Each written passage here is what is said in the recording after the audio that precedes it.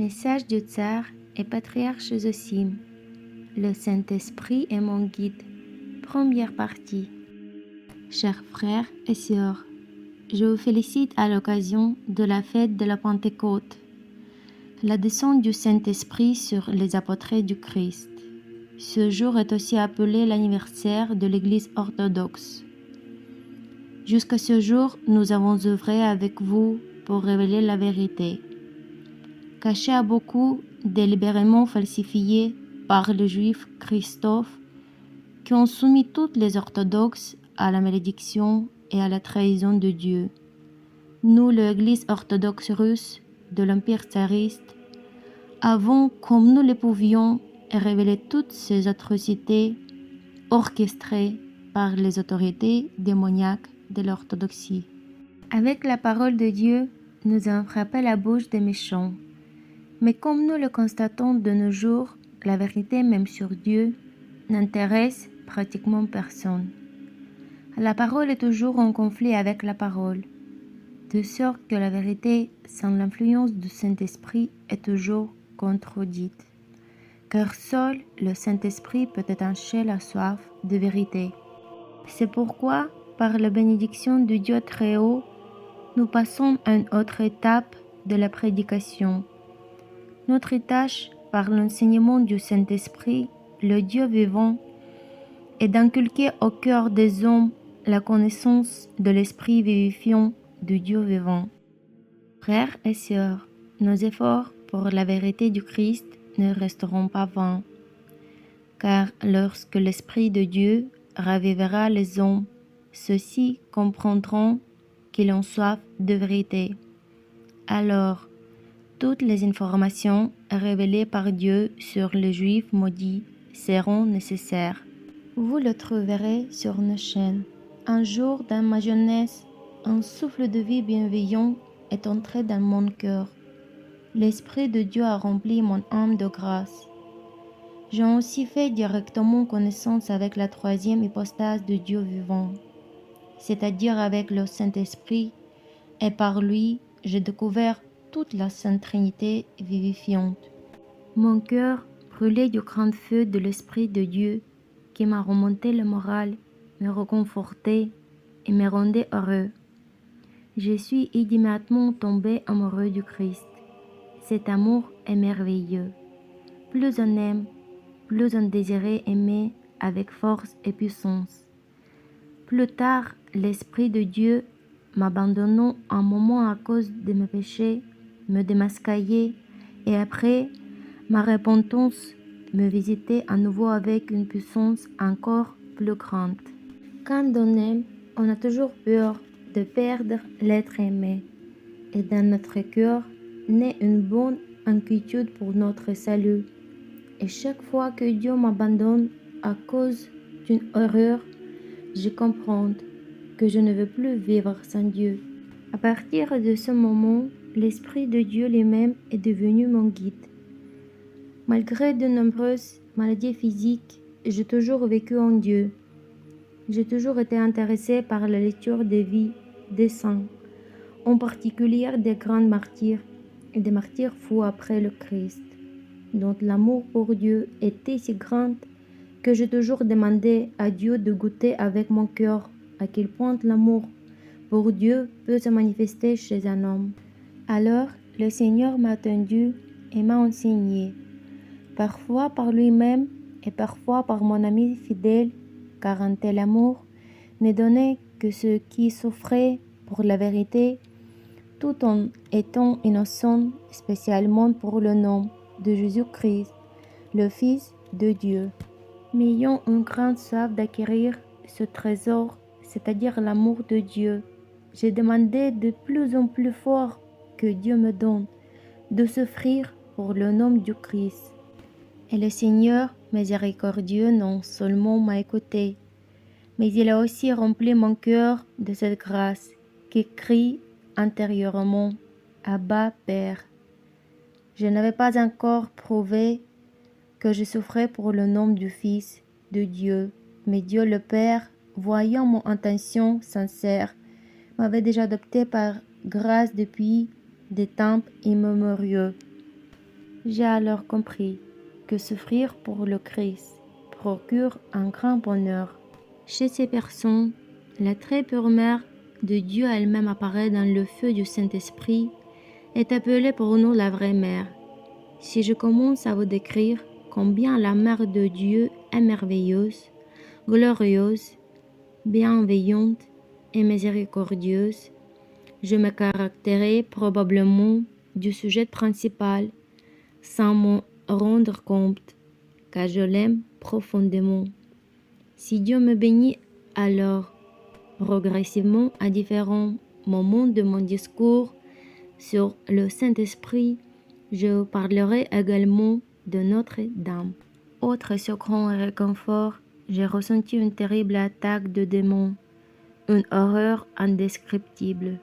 J'ai aussi ressenti et vu dans le feu de mon cœur démoniaque leur terrible et dangereuse influence. Ce ne sont pas seulement les passions qui attiraient, inclinent au péché, mais aussi leur propre feu, agissant pour la destruction de l'homme. Mais les démons sont évidemment des esprits impurs, c'est l'enfer obscur. Je vais vous expliquer un peu. Le cœur est le centre sensoriel le plus important de l'âme. Donc la lutte entre les puissances sacrées et les puissances obscures se joue précisément à cause du cœur. Et tout comme dans le monde spirituel, il n'y a que deux feux, le divin et le démoniaque. Il existe deux esprits, opposés l'un à l'autre, qui se disputent le cœur humain. Dieu, qui peut détruire le diable en un instant, ne le tolère que pour notre bien. L'homme a possibilité de choisir, et comme l'homme est pécheur, il soumet périodiquement sa volonté à la fois à Dieu et au diable. Après la mort, le jugement sera exercé sur l'homme précisément pour sauver qu'il y a le plus péché. Lorsque l'Esprit de Dieu agit et que le feu du Saint-Esprit touche le cœur, l'homme acquiert une vision et un état d'esprit qui lui plaisait et le réconfort. Il ressent une tranquillité d'esprit, une grande paix intérieure et un profond amour pour Dieu. Dans un tel état, l'homme perçoit tout en chacun avec le son spirituel de la grâce. Mais au contraire, lorsque l'esprit du diable pénètre dans le cœur, celui-ci s'enflamme également, provenant de profondeur de l'abîme, et le remplit de sentiments impurs, caractéristiques du diable, tels que le manque de foi, la peur, l'anxiété, le débordement de pensée, l'irritation et bien d'autres choses totalement opposées aux sentiments bienveillants de Dieu. Et si le feu de la grâce réjouit et apaise, le feu des démons tourmente fortement la poitrine et brûle. Face à l'attaque de l'ennemi, une personne modifie complètement sa perception intérieure, sa vision juste et sa compréhension de la réalité. Il est très facile de tromper de telles personnes. C'est pourquoi le rationalisme s'acquiert par l'épreuve en ressentant les fruits du feu du bien et du feu du mal. En grandissant dans ce sentiment spirituel, l'homme devient rationnel, car il apprend le vrai bien et le vrai mal par l'expérience. Grâce au changement fréquent du sentiment spirituel, passant d'un bien profond à un mal évident, le cœur acquiert une perception plus claire de ces deux aspects.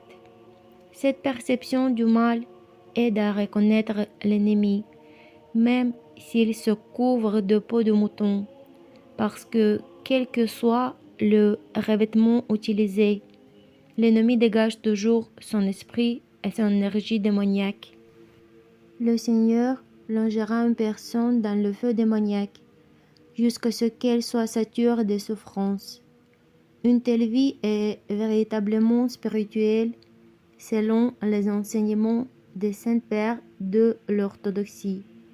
Cette indulgence envers le feu démoniaque devient d'abord de plus en plus douloureuse. Dans cette terrible douleur, faite de désespoir et de chagrin, l'on prend conscience de son impuissance, et en même temps, son orgueil est bafoué. Chaque fois qu'il atteint ses limites dans une telle souffrance, il reçoit l'aide de Dieu. Dans ces épreuves, je commence à comprendre que Dieu ne m'abandonnera jamais. C'est ainsi que l'on acquiert une véritable confiance en Christ. La confiance m'amène à prendre conscience que si Dieu le veut, je dois endurer cette douleur et cette souffrance. La confiance et la conscience de la providence divine sur nous. Le cœur devient de plus en plus calme. Les peurs inspirées par les démons ne frappent plus aussi fort le cœur. Par la confiance en Dieu et une patience conscience, l'homme acquiert l'humilité, et l'humilité est toujours annonciatrice de la grâce. Comme je l'ai déjà dit, il s'agit d'une vie véritablement spirituelle, agréable à Dieu qui conduit tous les hommes au salut. Or, sans un tel chemin de connaissance expérimentale du bien et du mal, nul ne peut être véritablement chrétien et penser aux choses spirituelles, surtout s'il est serviteur du Seigneur. Car ces personnes sont des psychanalystes et non spiritualistes. Or, les psychanalystes sont toujours dans l'illusion, car ils ne se guident que par une connaissance externe d'un sujet précis, s'appuyant sur leurs sens humains, tels que la vue, l'ouïe, l'odorat, etc. De telles personnes croient seulement savoir quelque chose, se trompant elles-mêmes. Manière d'aveugle, elles-mêmes aveugles, elles s'enorgueillissent encore davantage et mènent les autres au gouffre. Mais nous en parlerons plus loin, avec le Seigneur, le Tsar et le patriarche Zosim.